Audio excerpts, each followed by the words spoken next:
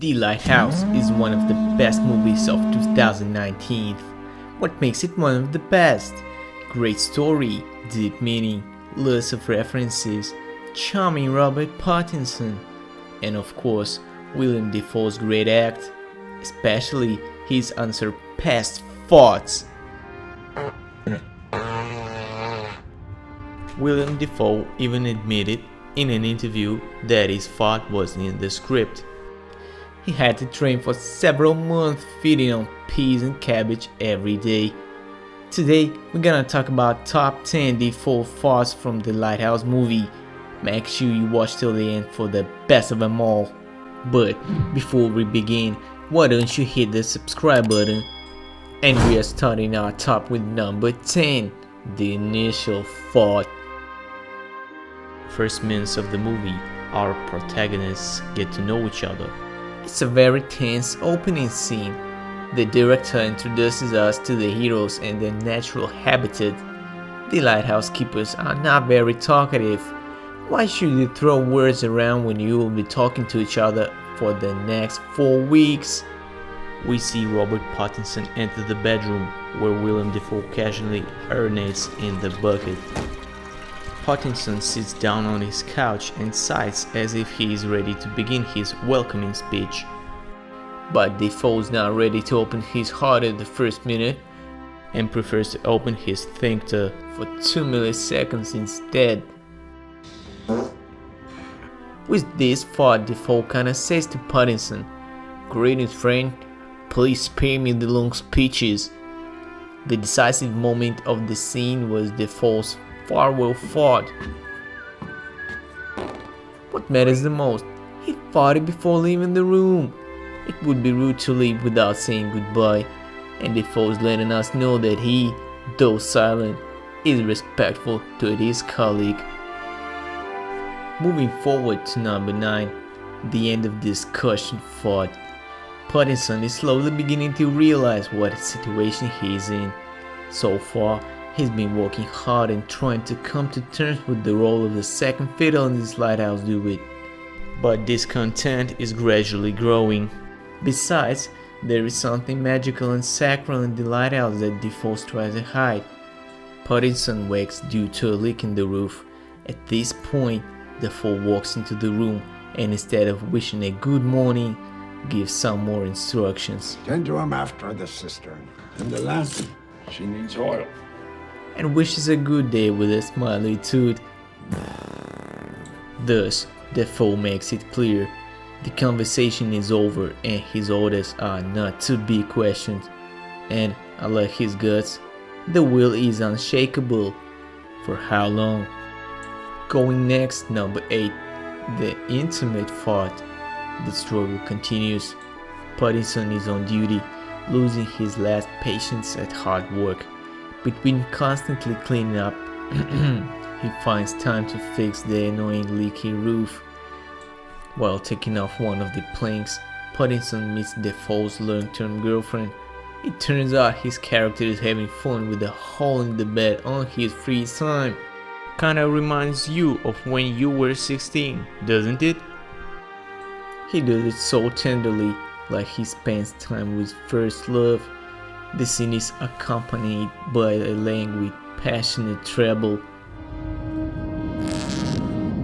This is another proof that Defoe uses the sounds of his bowels to express high feelings, such as love, respect, and empathy.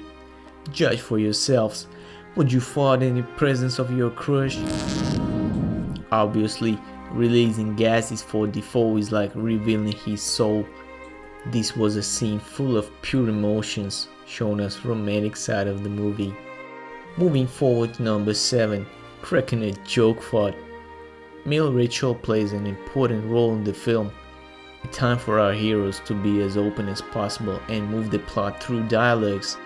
Defoe tries to get the quiet Pattinson to talk, but it turns out he doesn't like small talk at all. He doesn't even drink. Some hard nut to crack. That's why Thomas decides to crack a joke, but ends up cracking an air biscuit. Pattinson tries to hold his smile, but could not stand Defoe's charm and laughs with him till looks kinda shy, and Defoe encourages Pattinson to cut the cheese as well. Curse me if there ain't an old tar spirit somewheres in you, lad. Out with it, lad. Defoe's next reaction is unexpected. He was the one who suggested that Pattinson share his release of air. Then why slap him? The explanation seems elementary. Thomas was just jealous of the musicality and longevity of Pattinson's trump, and Huey thought that our lovebirds' relationship had improved. Continuing with number 6, the revealing the true thought. One more sleepless night for Pattinson. What's at the top of the lighthouse that Thomas is hiding from him? Not able to resist his curiosity, Robert's character sneaks up to the heart of the lighthouse. What will he meet? We see the most mysterious scene of the film. Whether that is the first sign of early schizophrenia or Pattinson has just witnessed a true form of Defoe. One way or another, this entity also prefers carbohydrate-rich food.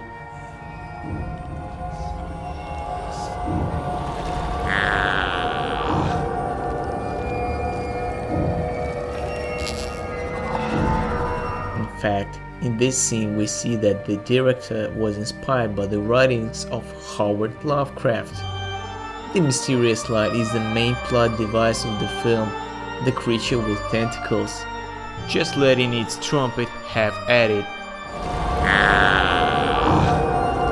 It is a well-known fact that Lovecraft liked to have a cup of coffee in the morning, and it beans with broccoli. Maybe Defoe's character is an allusion to Lovecraft and his other essence is a Lovecraftian creation. We might have found one more deep meaning in this genius movie. Number 5. The solving the conflict thought. It seems our heroes have finally come to an understanding. Pattinson is so excited that he's got one last day in the island that he's ready to have a drink with his oppressive boss. And it immediately breaks down all psychological barriers. Defoe and Pattinson are having wise and warm conversations, like old friends. Seems like we're watching a dialogue between Plato and Socrates at the least. They drink and sing sea shanties. At some point the dialogue gets serious. Defoe predicts a prosperous future for Pattinson with a promotion for a lightkeeper. But isn't he ready to defend the light already? Defoe is furious with the question, but Pattinson keeps insisting. At some point, conflict is brewing. I'll never let no man touch it. Don't concern yourself with the bacon, lad. Mine! Thank God the situation is saved again with the ring buck. Once again, William's stomach expresses a thought better than 1,000 words. Brave new friends laughing, conflict averted again. But for how long? Things get pretty serious now. Number 4. The raging speech thought. The dialogue moves to a new level. It seems the discussion of eating grass without teeth is not going to go any further. You rip it out and you swallow it.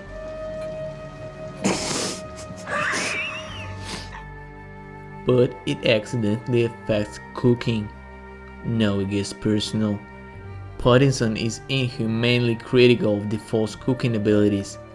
Defoe pleads for an apology, but Pattinson is ruthless. Oh, you're talking. How can I possibly like the horse shit you fix us for supper? You're drunk. You won't be saying that. Man, you shouldn't have pissed off the king of the seas. Listen to this furious monologue. Danny! Let Neptune strike ye dead, Winslow! Hark! Hark! Triton! Hark! Defoe is raging. Still, he is capable of a very thoughtful and complex speech, frightening with both emotions and complex words. And what a bowel soprano! The fart is a decoration of beautiful speech. a cherry on the cake of the stream of consciousness. Pattinson has nothing left to do but to accept the pressure. Pattinson is on the edge. He's obsessed with the drunkenness and hatred for Defoe, but he's even more obsessed with finding out what's up there in the lighthouse. Number 3, the failed assassination fort. He's trying to pick the lock of the lighthouse with a knife. Doesn't work, and he comes up with the risky idea to steal the lighthouse keys from a sleeping Defoe. But the old sea wolf's dream is too sensitive. He wakes up and, judging by his eyes, understands everything, but pretends not to get Pattinson's intentions. What makes Defoe so confident? Does he believe he has completely subjugated his subject's will? One way or another, Defoe goes to sleep and sends a short fizzle as a farewell. Sun's over the yardarm. Best find some winks before the day draws farther on.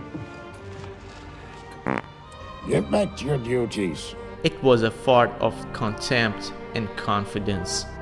Think you catch me sleeping? No chance. A fart with a grin in your face. It's gonna take a lot of work to beat a man who doesn't strain his guts. A very tense and long scene in the best traditions of horrors. Is this another romantic scene? You guessed it. Number 2, the kissing fort. Our heroes are desperate because no one has come to save them. The storm continues, all the food is soaked. There is nothing to eat and there is no way to escape.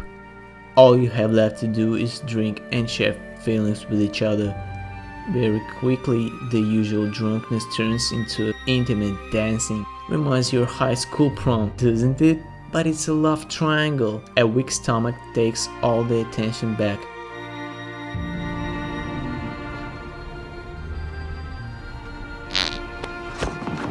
Pattinson resents it. The moment has passed. Was this a planned action from Defoe? Hardly, because he showed initiative and was the most anxious to touch the soft lips of his butt buddy. So, the stomach acted alone? Jealous? Wanted all the love for himself? Maybe. Or maybe the organism just couldn't stand that much alcohol and cracked another joke. Now, the movie has all chances to end up without a sex scene. And finally, number 1 of our list, the secret revealed fort. Our heroes are now no different from animals.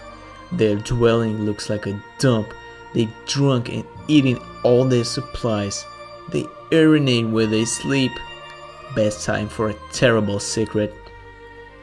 Pattinson finds Defoe's diary and learns that he has been plotting against him the whole time. There's no way back. Looks like the young lighthouse keeper has already decided what he's going to do, but he waits for the right moment and decides to express whatever he has accumulated before the strike. The story closes into its end. Pattinson doesn't hold back and spills everything that's been in his heart. Goddamn farts! Good goddamn! Goddamn! He's furious and remembers all of Defoe's sins, including the farts. Defoe has nothing to say because all the criticism against him is valid, and all he has to do is send the last dare kiss in the form of a smell bomb. You're a goddamn drunken, horse-shitting, short shit liar!